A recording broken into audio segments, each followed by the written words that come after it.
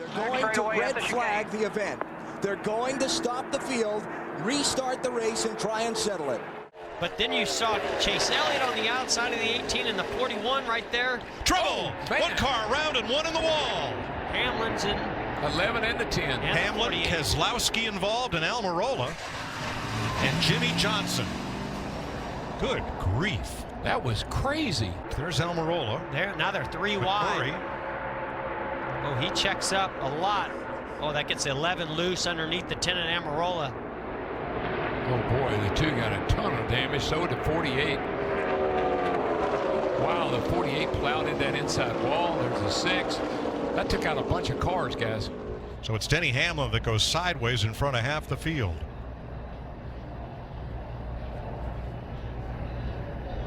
This is why it's so important to have a wall that's softer on the inside as well as the outside. Here's some audio from Kyle Busch and his team. Okay, well, the 9 is done. On to laps left. We're better than all those jokers out front. We'll get it back. Yeah, Kyle Busch not real happy with the 9 of Chase Elliott, feeling like that maybe got him loose. Well, Hamlin's already out of his car and got a lot of damage. Yeah, Texas Motor Speedway now has either safer barrier or a tire wall like that all the way around the inside wall as well as the outside. Caution as Reed Sorensen got up to the turn 3 wall. NASCAR has put the caution out, and officially it's for Mother Nature. Boy, has Mother Nature had her way with us this year. Since Daytona and the 500, every single race has been affected by weather, either Friday, Saturday, or Sunday. I mean, rain in Las Vegas, when does that ever happen? Snow in Martinsville? When does that ever happen? Red flag is out. Drivers are climbing out of their cars. Cars are being covered up. The track dryers are already out on the speedway, and NASCAR, looking at weather radar as we are, see a window to get this race resumed. Our hope is, of course, to complete it, run as far and as long as we can. Yeah, Blaney was working the bottom lane on some lap. Oh, trouble, turn 3. Yikes! No. Get around the corner. Good. Trevor Bayne went around. He got turned. And as Chris Buescher slid up the racetrack, there was Ryan Blaney. Good job today, brother. Nothing you can do about it. Yeah, you see Bayne up there in the 6. They go 3 wide. Chris Buescher goes to the outside. 51 kind of caught in the middle. And, yeah, Bayne just didn't know Buescher was on the outside. Yep. Ooh. Blaney just know where to go. This road slides up the racetrack. And Keselowski did a masterful job of avoiding all that. Yeah, he kind of went to the bottom of the 12, and I think that actually paid off. There's the contact between Trevor Bayne and Chris Buescher. I think because Keselowski started to go to the bottom of the 12 of Blaney, it put him in a much better lane to avoid that. Yep. I believe Bayne would have been the free pass car, but since he's in the middle of it. What a shame. Yep. What a shame. The red flag is out as we have 6 laps to go in stage 1. They had to do quite a bit of cleanup in turns 3 and 4, removing the cars of Trevor Bayne, Chris Buescher, Harrison Rhodes, and Ryan Blaney. Yeah, Mike, that rain is really picked up as they come across the track here. Let's have a look at how the Coca-Cola family of drivers are faring in today's race. Kyle Larson, the leaders. They've got 3 in the top 10 with Logano and Hamlin. Another rainstorm has called the field to pit road. Cars getting covered up, drivers climbing out for the moment as we wait for what we hope will be another little brief rain shower to pass. And then we've got one more pretty good-sized window to get much more of this race in. Well, Mother Nature lost patience with the racetrack, and we're under caution at lap 203 for rain once again. Mike, this might be the most annoying Bristol race we've ever run, but I'm telling you, from a driver's perspective, they got to like this a little bit, because you run a little while, you get out, you get to stretch, you can talk to your team, debrief a little bit before you go back to racing again. Martin Truex in 4th there, Jamie. He's had a tough 4 weeks, Mike. He's had 3 wrecks. They're calling caution on track. And that is Mother Nature. At lap 315, the rain that had been expected to develop in the area sometime after 2 o'clock when our chances of racing were 55%. They've gotten a little worse since then. Most of the rain, you can see, has missed us today. Yeah, I mean, it doesn't even really show up on the radar, but it is here, folks, I promise you. Yeah, it might be flat everywhere else, but it's not flat here, I can tell you. Doppler, your radar is broken. You're fired. Yep. You better be out doing a rain dance.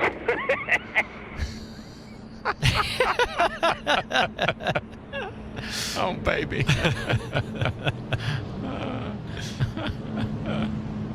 had to go to the back a couple times, but just trying to find kind of the feel that we want to have so far. This guy, but mainly I feel like we're pretty close. Oh, trouble! Hard, and the wall goes Byron. Byron nose is in heavy. Oh, Byron went in hard. oh! Matt Kent's has piled into Byron right to the 14 car right at the end there. 24 sitting down here on fire. 37, the 1. That was a huge wreck. That much damage, that kind of impact, it sure is good to see William Byron climb out of that car. It is, and this is hard into the outside Dillon, wall, and then it gets Dillon rammed. out of his car. Jamie McMurray has climbed from his number 1. Chris Buescher, moving around in his car, has not yet climbed out.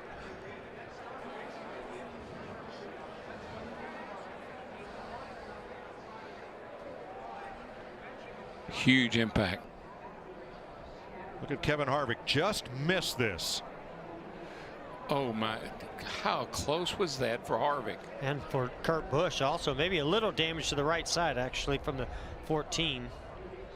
I think we now know where the golden horseshoe went. We do tonight. Jimmie Johnson going by, it's down in the grass. It's a huge wreck with all these. This happened in the front of the field, so it involves a lot of cars. Chris Buescher. Red flag is out. Lap 253 complete. Whoever is the goddess of agriculture and rain in the springtime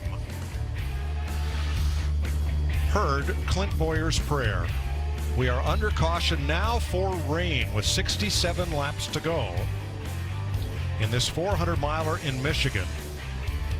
The pace car has halted the leaders at the end of pit road. And the rest of the field will catch up around when they come back. And we'll revise our scoring.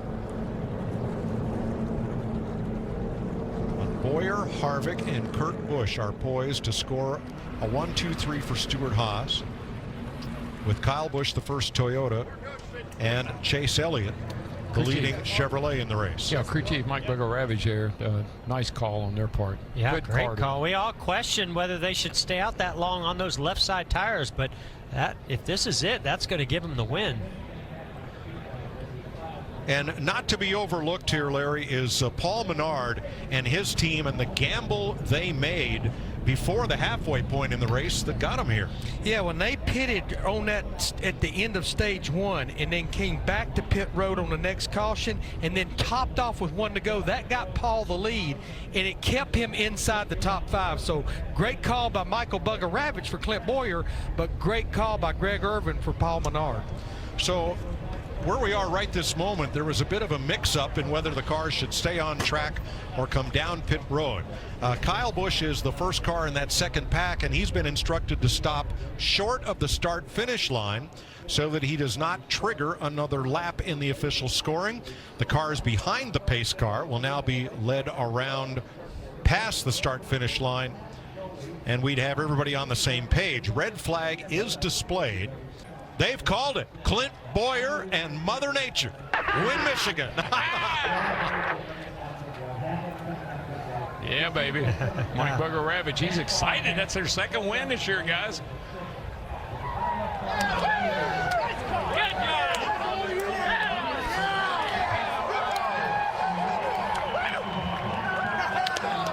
The next flag will call it the 14 around. Bowyer into the wall. The caution comes out just before they get to the start-finish line.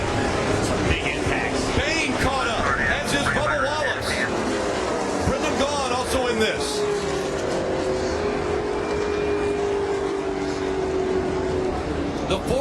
Jimmie Johnson, Trevor Bayne.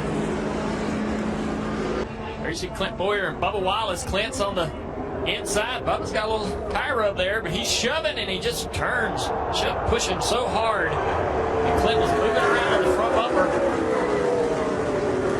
And it hooked him into the wall. That's just real aggressive butt drafting. Here's from the 43 root camp. And he just turned him sideways there, hooked him bad. That's just really aggressive pushing. Really aggressive bump drafting, which is what's going to happen at the end of these races. And right there you see Bubba's pushing the 14, and the 14 moved to the left, and when he did, now he's pushing him on the extreme right rear of the bumper, and just like the wreck we saw earlier in the race, it just turns the car directly head on into the wall. And you know, when you're pushing somebody, how you're pushing them is so important. You have to have everybody has got to be lined up, and the most effective way is on that right rear, but if you get misaligned just a touch, boom, that's what happens. It just yanks it to the right. Trevor Bayne with a big hit, too. Now remember, these cars going over 180 miles an hour. You see how close it is. You see now how NASCAR makes the decision what pit stalls are no longer used for pit crews.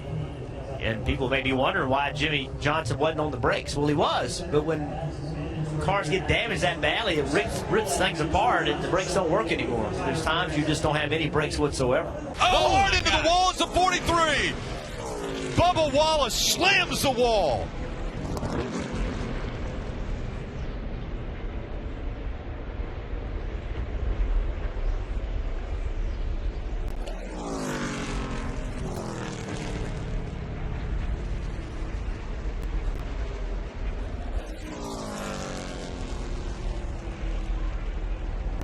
That car at full speed.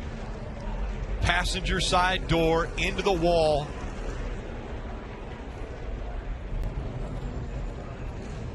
And that is the greatest view we could possibly see. The window net coming down. This is great to see Bubba walk towards the ambulance. Real good. I mean, And he waved to the crowd, too. I mean, that's... Kelly. Yeah, such a hard hit. You could hear it in Bubba's voice over the radio afterward. He said that was the hardest one ever. The team asked him if he was okay, and he was just barely muttered a yes. Red flag is out.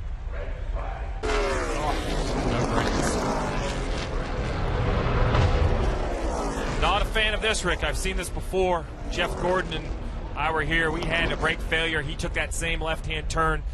Dale, you have to assume, seeing the 43 down in the left in the grass, he's trying to do anything to slow that car down, and what a heavy, heavy impact into that safer barrier. Yeah, that is the most frighteningest feeling that a driver can have when you have no control, either no brakes or no control of your car, and such a long distance to travel before contact with anything. It's just really frightening. He's sitting here knowing that he's going to not be able to avoid hitting the wall and doing everything he can to figure out a way to knock as much speed out of the car as he can and take the longest route possible to that inevitable impact. So I'm glad to see him drop that window net and get out. Let's see the crowd reaction. Watch the crowd's reaction to this when the window went down.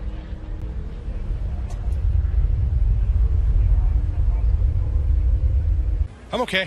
That was a huge hit. Babe, I'm fine. Mom, everybody back at home, I'm okay. Hardest one of my career. I was just telling them here, there's no feeling like being helpless in that situation, going off into turn one. And it scared the hell out of me. I didn't know if I was going to remember it if I hit or not. So we're good. Bit my cheek, banged my foot off the pedal. I'm okay, though. I'll wake up tomorrow, be a little sore, but the safety has come a long way. So it's good to be able to climb out of the car. The EMTs were worried that I didn't let the window net down fast enough, and I was like, hell, that's the last thing I thought about. I'm sorry. But everything was good. They gave me an ultrasound, no twins or anything, so I'm good. We're just unfortunate ending for us. Our mile 22 Chevrolet was okay. It was decent. We were trying to get by and just salvage a decent finish, and had brake failures. Describe for us when you felt that, Bubba, and the process you went through quickly to decide what your options might be. Yeah, the lap before, I was holding off Aric, the 10 car, going into one, and and the pedal went to the floor, so I went to the bottom. Just try to your natural instinct is just to try to use up all the track when that happens. So went to the floor, pump it up, get through the tunnel and through 3 here, and then down into 1. I started pumping it right past start finish line, and it blew. And I should have hooked a right into the fence and stayed up there to use that to slow me down, but I'm used to turning left there, Dave. So I turned left, and there she went through the grass. So unfortunate, but definitely the hardest one. I'm okay. I'll be sore. Yeah, I'll be limping, but I'll be fine. We got another crash. And they crash behind for the 34 into the wall, collecting the 41 of Kurt Busch. 2 more playoff drivers, the 41 and the 14, both involved. And that means overtime. And another restart for Brad Keselowski. And Michael McDowell was having a really good run. He was running 11th spot right there. Would have been a great day for this team. And you see the fluid running out. They'll have to clean that up. The 38 also involved with David Ragan. 41's also on pit road with heavy damage. Said Clint Bowyer was involved. I thought he was involved, but he drove away. Hard to say. That car's seen better days. And now the question, can the 41 continue? And against red flag, cars are going to park over in turn 3. Flag's out. Ragan and McDowell. Yeah, right there. Mates. Yeah, and 41 right behind him. 41 looks good till right there. I'll tell you what's There surprising. he is right here. You see on the left side of the screen, Ragan just got up the racetrack and got into McDowell. That's what started it. Next week is Richmond. That's supposed to be a short track. As much carnage as we've seen here, this looks more like a short track race than what we would see in Richmond. It's the playoffs, Rick, every year. And a lot of work still to be done here. And so while we're waiting under a red flag condition, let's go out to Sonoma and check in with Lee Diffie. You motherfucker! Championship contender Alexander Rossi in that yellow and blue Honda, the Napa car, troubles. Are you fucking kidding me? Are you fucking kidding me? He had contact, I think, with his And that's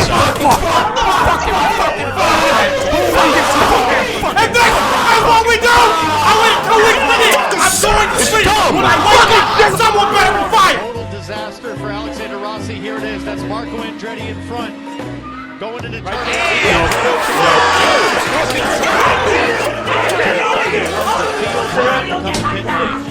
Everybody was checking out, but they go up the hill. The audience, everybody now is starting. That's why you'll never fucking win shit!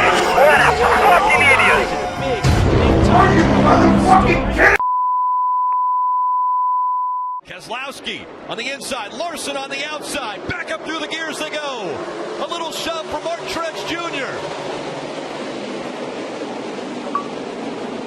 And too hard through 1. Keselowski, Larson both into the wall. They pile up in the Tug's heartburn turn. Caution coming out again.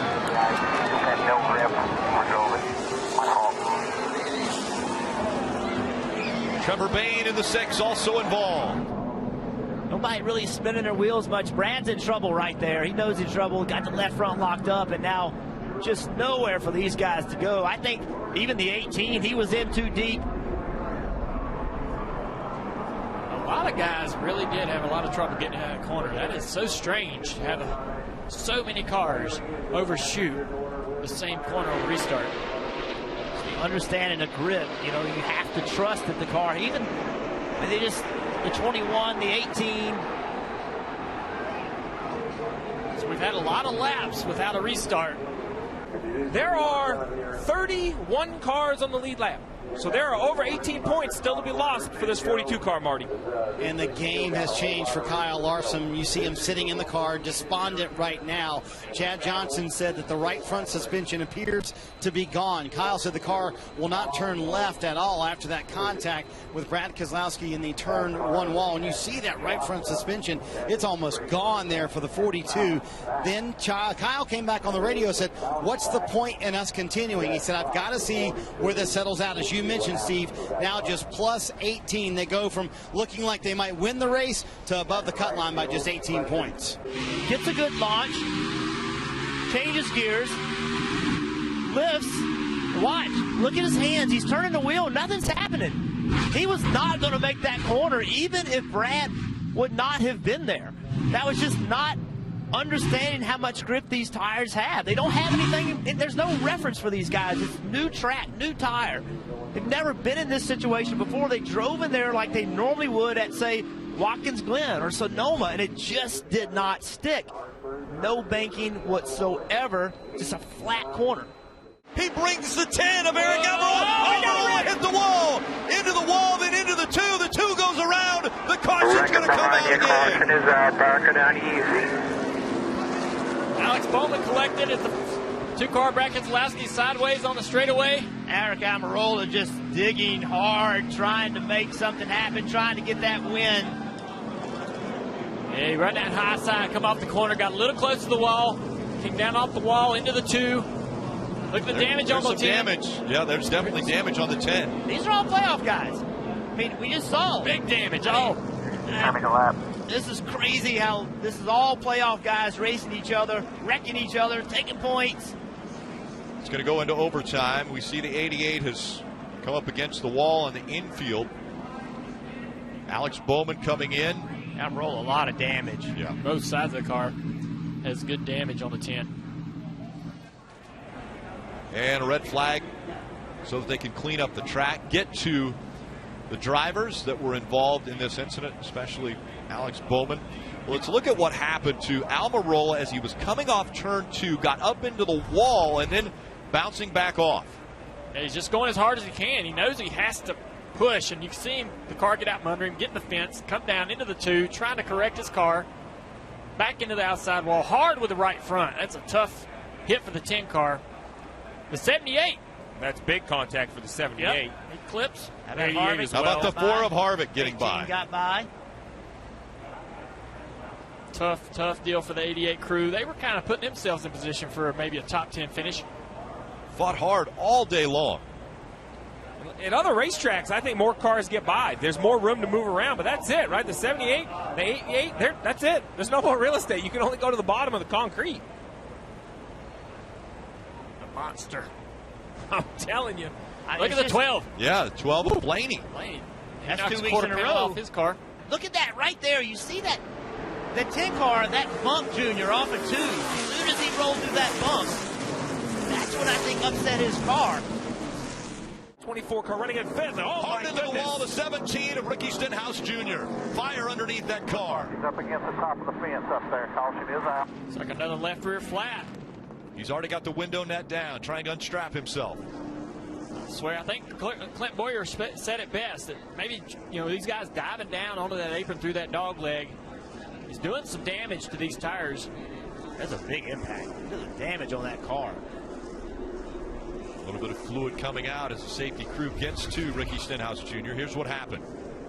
He's going to come in the picture already backwards. Wow. Man, I don't know. It's like he didn't even have any brakes. It was going so fast. Hard hit. That's a huge hit. I don't know if the tire went down and took the brake line off. I mean, that thing was screaming fast. Yeah, if the tire failed right on corner entry, it would just be no way to get the car slowed down. Wow. They are continuing to clean up around the 17, and because it's going to be extensive, the red flag has just been displayed, so the cars will stop on the racetrack. He's not racing with mittens on right now. Harvick's still digging. Oh, we got a car spinning. That goes to 88 of Bowman on fire. Caution will come out again. Here's that yellow you were looking for, guys, to give Aric Almirola the chance that he needs to be aggressive. See how quickly Bowman's going to climb out of that car. Looks like another issue like you've seen all day. He came off of turn 4 and he had some smoke, went all the way down the front straightaway, caught fire going into turn 1 and 2. It spun out. And Dale, actually, he came across the radio and said he was running really hot from that nose damage, so maybe the engine expired. Yeah.